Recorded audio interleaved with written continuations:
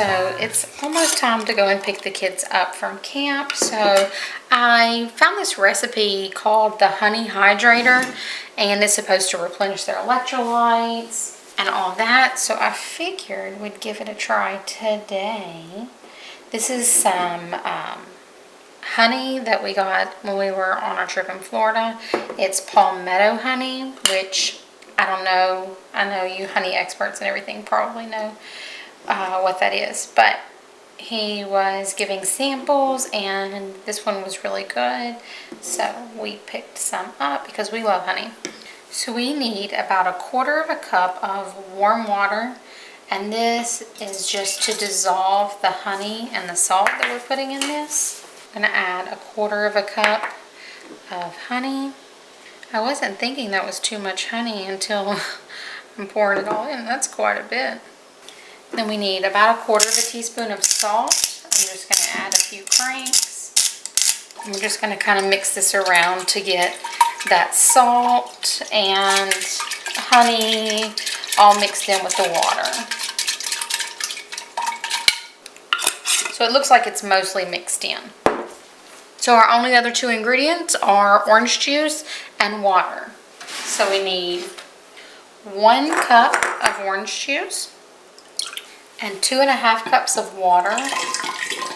Now I'm only going to do 1½ because I'm going to pour this over ice.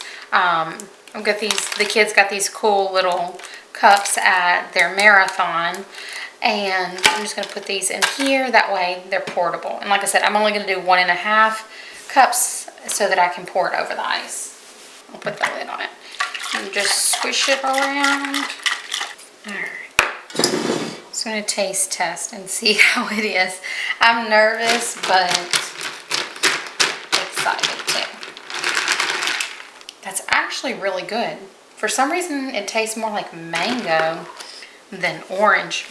Maybe it's this palmetto because I get a huge hit of honey afterwards, but awesome. That's refreshing. All right, well, I'm gonna pack these up and go get the kiddos, and they'll probably be super excited. Okay, so I am starving, so I'm gonna make a snack to kind of get us through from now until dinner time. And I picked up some of these beautiful tomatoes from the greenhouse yesterday. It's a little kind of like farmer's market style area. Now I am worried these avocados are going to be overdone because we should have probably eaten them by now. But I thought we'd just have a little like tomato salad kind of thing just to snack on and get us through until dinner time and use up what we've got. You saying hey, Bubby? Hey.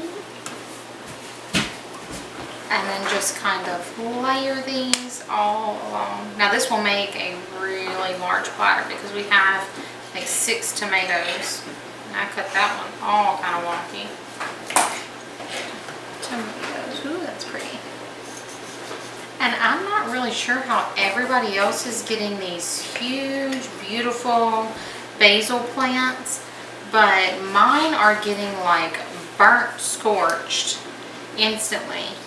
I have a new basil plant because my other one just burned up and it already got scorched within a day. So, and they are well watered and everything. So, I mean, and I know I don't know how to grow plants very well at all, but it's sad. Y'all will see my very sad basil because I am still using it. I still need basil, so I will still be using it. Alright, so while we have some of it, later some of our other stuff, I know. And this is just some grilled corn. Oh my gosh, why do you, oh, a corn piece. That's alright, you can have that piece. Good. Well, that's a cool way to make corn. We're just going to sprinkle over some of our corn. And it's just some grilled sweet corn. Can I grab it? In just 1 second. And we're going to take some olive oil over the top.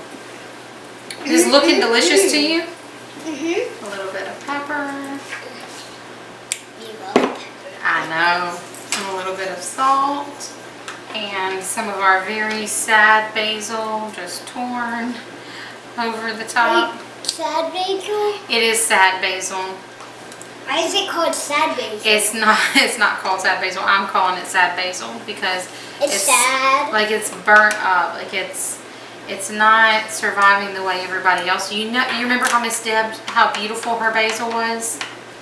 Miss Deb that brought it to church? No. Yeah, and mine is like wimpy, sad basil. Oh, it's because it's a basil. It was a basil, and then now it's sad because it's sad because all the other basil didn't survive. Maybe. And then we're just taking, I'm using some leftover queso fresco, but you can use like some feta. Fresco? Yeah, this is the queso fresco. This is the one for chorizo tacos. Oh, then I do like it. I know you do. I would eat any type of And y'all taco. look how pretty that is already. Even if it had worms, I would still eat it. You would still eat a taco if it had worms? Yeah. Oh my goodness. What? I would never No. stop eating tacos. I really think this avocado is going to be, both of these are going to be gone, but we're going to I don't think so. We bought it yesterday. Yeah, they're not, Oh, let's see it. they're not the the other one. greatest, but there's some parts that we can salvage. Because Wait, savage. Salvage? I thought you said savage. You're a savage. No, you're savage.